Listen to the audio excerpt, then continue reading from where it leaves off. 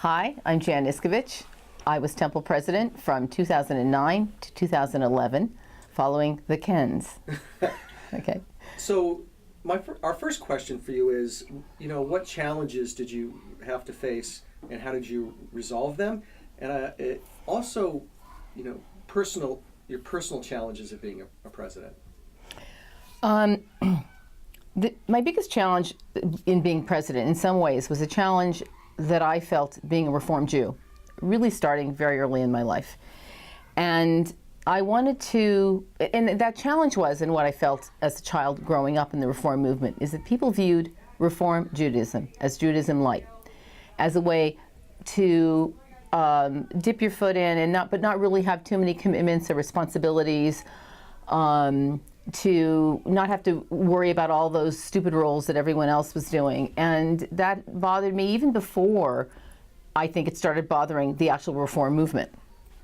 And as the Reform movement started to change, I observed that a lot of people were maybe not, coming along or following pace with that. I became annoyed by people who called it Reformed Judaism. That still bothers me. People are reformed criminals. People are reformed drug addicts. And it made it seem to me that people thought we were getting over something as opposed to embracing something. So in becoming president, that was a challenge for me to try to communicate that this was a vital movement and it wasn't about doing as little as possible but still calling ourselves Jews or being cultural Jews or whatever that was. So that was a philosophical reason that I wanted to be president. There were obviously within that there were little incidents that happened when I was president, and one sticks out quite a bit. I think it was my first year as president. Christmas Day fell on the Sabbath, and we have a traditional holiday dinner that the temple puts on every year. That was between 2 and noon and 2 o'clock. Our Rabbi Ryder, decided that it would be best to move it up in respect for the Sabbath, and that was part of the change in the Reform movement. His decision to move it in respect for the Sabbath to a different time, to the next day, was actually what the rabbi had decided to do, was part of this change in the Reform movement. And so he did that, and it took a lot of people by surprise and almost became a very divisive thing.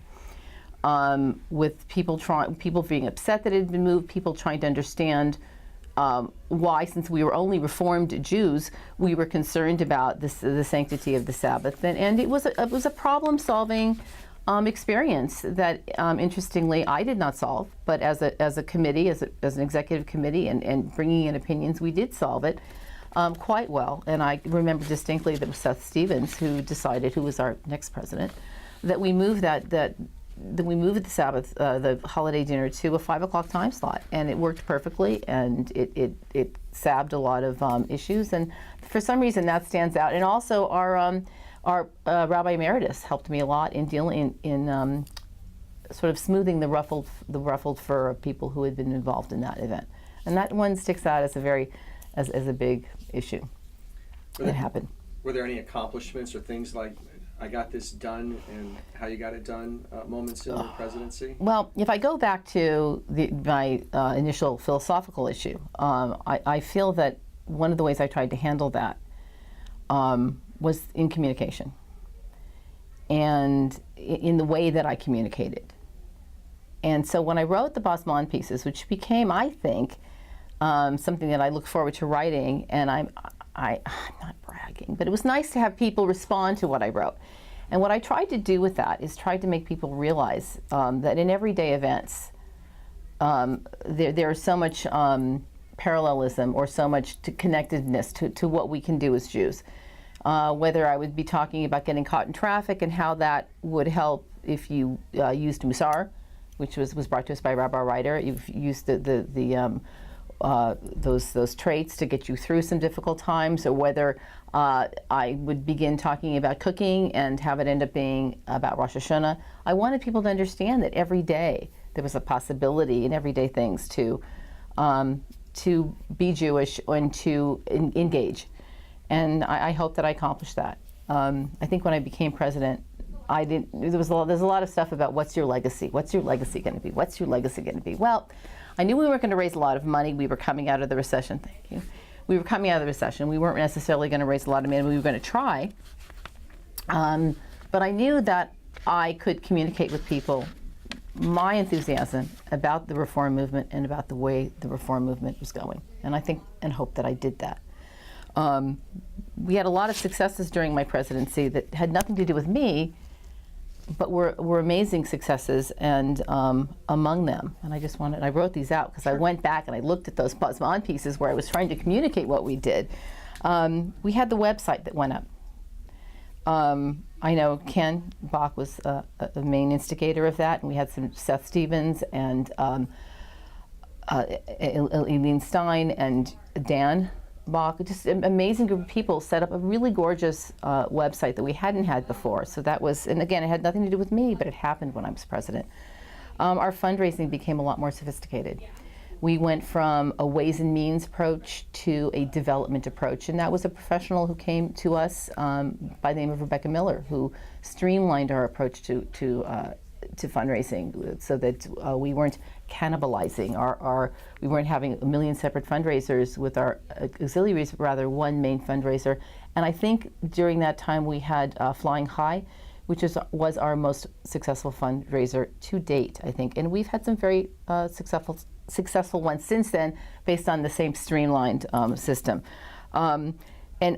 Just incredibly, our youth groups. To see what's happened with our youth groups in the last 3 years, where we have the 3 youth groups so active, and I think critical to that were David, Marcy, and Emily. And now they have their own Facebook page, and we have a very engaged full board that is very involved in NIFTY, that goes to the convention, and we're admired throughout Southern California. And to go from really what was a moribund a moribund institution here, to one that's so vital, has been amazing. So that happened while I was president. I didn't do it, but it was an amazing thing to witness while I was president. Tell us how you were personally affected by being president.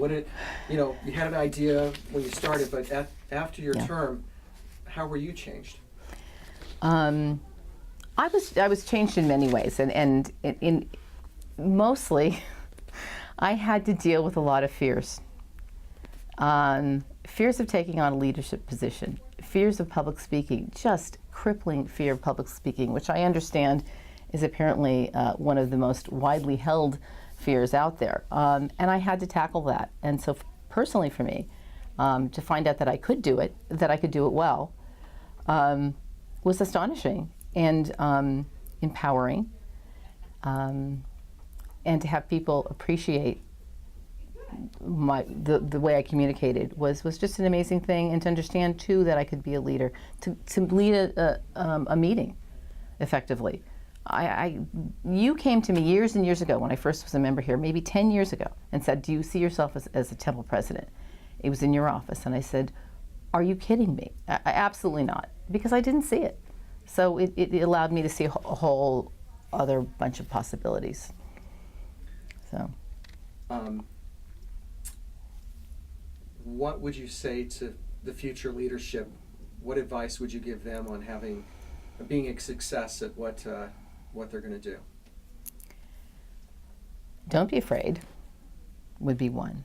Another one is really pay attention to all your constituencies. It's really important to know what your senior population is thinking and saying, and it's really important to know what your preschool population is thinking and saying. To find out what the differences are, and to find out where the similarities are, and to play to those things, and to be at as many events as possible, and talk to as many people as possible, be as open as possible, and that would be my main piece of advice. Any final words? Just get involved. I mean, about my presidency, any final words?